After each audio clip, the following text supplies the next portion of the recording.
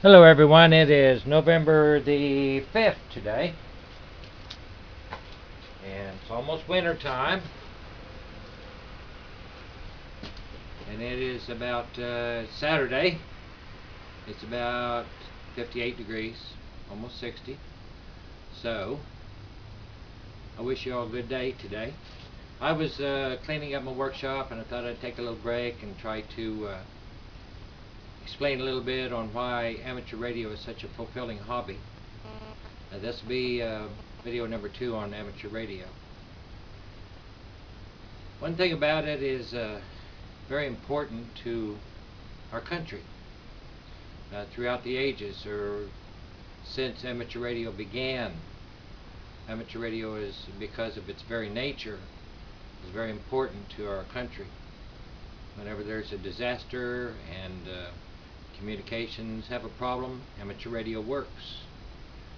Amateur radio will always work as long as radio waves will carry intelligence such as voice, Morse code, data links, different data communications.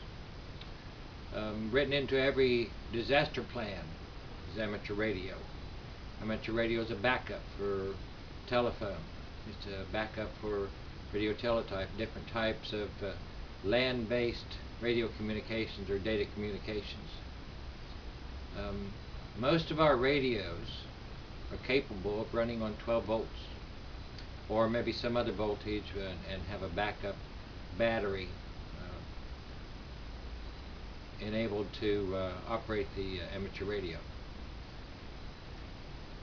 My radios one of them, my multiband radio runs on 12 volts.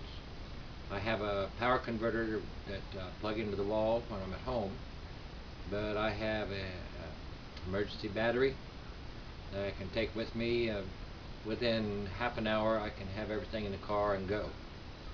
And when I get to a place that is safe, I can hook up my radio, string up the antennas, and be ready to communicate. And not only can we communicate in the same town, we can communicate in the same state, different country if necessary. It depends on how bad the disaster is. When Hurricane Katrina hit New Orleans, amateur radio operators volunteered their time to supply the necessary communications to coordinate emergency plans and emergency actions. I'm sure there are many people who have their lives, have amateur radio to thank for their lives. I know in my little town it's just a population of 2,000, but the county is probably 5,000 or 6,000. The area that we take care of here or responsible for, our community, we have backup plans in the amateur radio club to provide communications for the ambulance service, police, the hospital, the fire department, and our radios are ready to go in very short notice. We have plans already in place. We can move right in and supply the communications necessary to help our community through the disaster. So if you're not into amateur radio, you might think about it. You don't have to learn Morse code to get into amateur radio. All you have to do is study for a little bit, take a test, and buy the radio. And a lot of radios can be purchased at reasonable cost, and you too can be part of a plan to help your community. So if you have any questions, send me an email. My email address is in the information at the bottom of this video.